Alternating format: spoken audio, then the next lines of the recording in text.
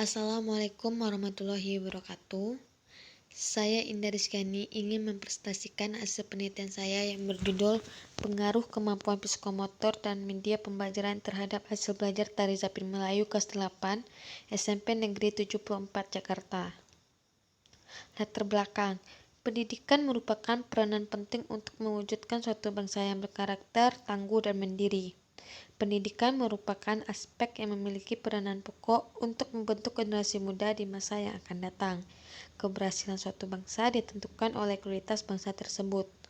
Tujuan pendidikan nasional diperlukan suatu pembelajaran bagi siswa dan guru yang mengacu pada kurikulum.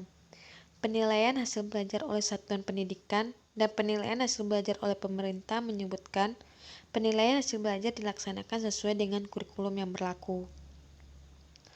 Pembelajaran yang berkualitas adalah pembelajaran yang melibatkan seluruh komponen utama proses belajar mengajar, yaitu guru, siswa, materi, dan media. Menurut Asosiasi Teknologi dan Komunikasi Guruan atau Association for Education and Communication Technology mendefinisikan media sebagai benda yang dapat dimanipulasikan, dilihat, didengar, dibaca, atau dibicarakan, beserta instrumen yang dipergunakan dengan baik dalam kegiatan belajar mengajar, dapat mempengaruhi efektivitas program instruksional. Pemilihan media pembelajaran sangat menentukan untuk menarik dan memicu perhatian peserta, dituntut ikut serta secara aktif dalam kegiatan belajar mengajar. Banyak jenis media pembelajaran yang digunakan dalam proses belajar pembelajaran, namun hanya beberapa yang tepat dalam pembelajaran tari, salah satunya yaitu media pembelajaran YouTube dan media pembelajaran realia. YouTube adalah salah satu layanan berbagai video di internet yang paling populer saat ini. Keberadaan YouTube sangat mendukung untuk dapat digunakan sebagai sumber belajar. Keuntungan pembelajaran dengan video adalah menghadirkan representasi gambar dan suara dari sebuah gagasan atau peristiwa kepada pembelajaran di kelas. Media realia adalah benda nyata yang digunakan sebagai bahan ajar. Pemanfaatan media realia tidak harus selalu dihadirkan dalam ruang kelas, tetapi dapat digunakan sebagai suatu kegiatan observasi pada lingkungannya. Dalam pembelajaran tari Melayu, media realia yang digunakan adalah guru sebagai benda nyata. Guru akan langsung mempraktikkan tari kepada siswanya. Penelitian ini dilakukan karena pemilihan media pembelajaran yang kurang sesuai untuk praktik menari, sehingga mengakibatkan hasil belajar mereka tidak baik.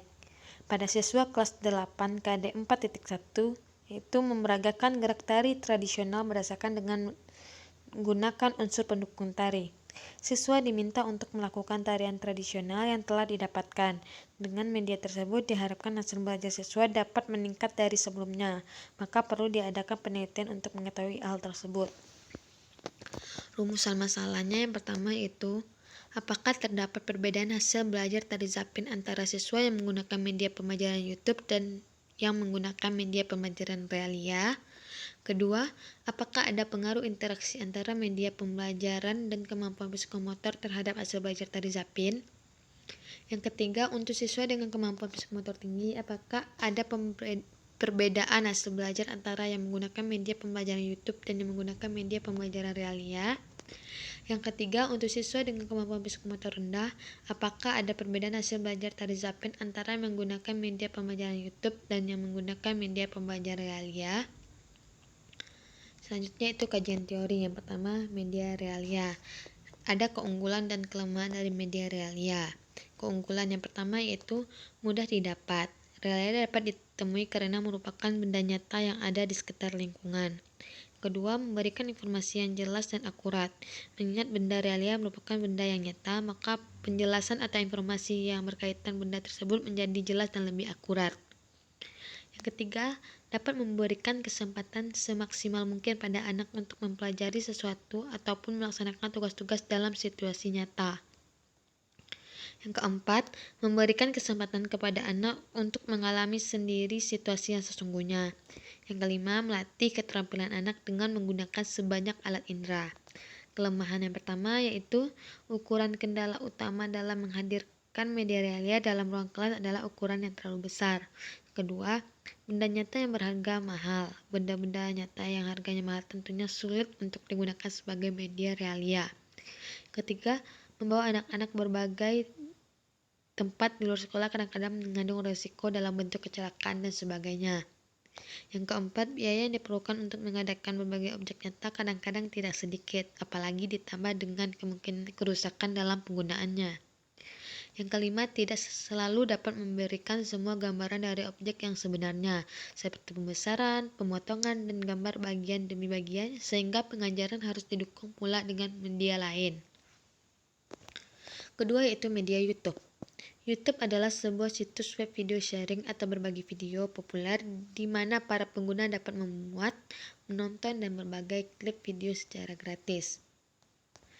Umumnya video-video di YouTube adalah klip musik, film, televisi, serta video buatan para penggunanya sendiri. Format yang digunakan video-video di YouTube adalah VLV yang dapat diputar di penjelajah web yang memiliki plugin Flash Player. YouTube dapat memberikan pengetahuan sehingga memberikan hasil belajar tari yang baik. YouTube adalah salah satu layanan berbagai video di internet yang paling populer saat ini. Keberadaan YouTube sangat mendukung untuk dapat digunakan sebagai sumber belajar. Keuntungan pembelajaran dengan video adalah menghadirkan representasi gambar dan suara dari sebuah gagasan atau peristiwa kepada pembelajaran di kelas. Ketiga yaitu kemampuan psikomotor. Kemampuan psikomotor merupakan keterampilan yang berkaitan dengan gerak motorik tubuh. Keterampilan motorik atau motor skill berkaitan dengan serangkaian yang mengutamakan gerak-gerakan seluruh otot, urat-urat dan 15 persendian dalam tubuh. Namun diperlukan pengamatan melalui alat-alat indera dan gerak-gerik jasmani dalam urutan tertentu dengan mengadakan koordinasi antara gerak-gerik berbagai anggota badan secara terpadu. Biarpun belajar keterampilan motorik mengutamakan gerak-gerakan seluruh otot, urat-urat dan 15 persendian dalam tubuh, namun diperlukan pengamatan melalui alat-alat indera dan pengolahan secara kognitif yang melibatkan pengetahuan dan pemahaman. Keterampilan motorik tidak hanya menuntut kemampuan untuk merangkaian gerak jasmani, tetapi juga memerlukan aktivitas mental supaya terbentuk suatu koordinasi gerakan secara terpadu, sehingga disebut kemampuan psikomotorik. Keempat yaitu hasil belajar. Hasil belajar merupakan bagian terpenting dalam pembelajaran. Hasil belajar siswa pada hakikatnya adalah perubahan tingkah laku sebagai hasil belajar dalam pengertian yang lebih luas mencakup bidang kognitif, afektif, dan semua motorik. Hasil belajar merupakan hasil dari suatu interaksi tindak belajar dan tindak mengajar. Dari sisi guru, tindak mengajar diakhiri dengan proses evaluasi hasil belajar. Dari sisi siswa, hasil belajar merupakan berakhirnya pengajaran dari puncak proses belajar. Faktor yang mempengaruhi hasil belajar yaitu ada faktor internal. Yang pertama faktor jasmani dan faktor psikolog. Yang selanjutnya ada faktor eksternal yaitu keluarga, sekolah, dan masyarakat. Penelitian relevan. Yang pertama yaitu dari hasil penelitian Hamin Tohari, Mustaji Bakhtiar Esfahri 2019 yang berjudul Pengaruh Penggunaan YouTube Terhadap Motivasi Belajar dan Hasil Belajar Mahasiswa. Kedua, hasil penelitian Navita Lestari, Eka Mustika 2014 yaitu pengaruh media realia terhadap keaktifan belajar siswa pada mata pelajaran ilmu pengetahuan alam di Sekolah Dasar Negeri Setia Dharma 03 Tambun Selatan. Ketiga itu hasil penelitian Dea Ayu Permata Gunawan 2018 yang berjudul Pengaruh Pengguna Media Realia Terhadap Hasil Belajar Matematika Peserta Didik Kelas 5 SD Kartika 25 Bandar Lampung. Dari hasil penelitian relevan tersebut, persamaannya sama-sama menggunakan variabel X yaitu media realia dan media YouTube. Perbedaannya pada variabel Y ada yang menggunakan hasil belajar motivasi belajar dan menggunakan hasil belajar. Perbedaan selanjutnya tempat dan mata pelajaran yang akan diteliti.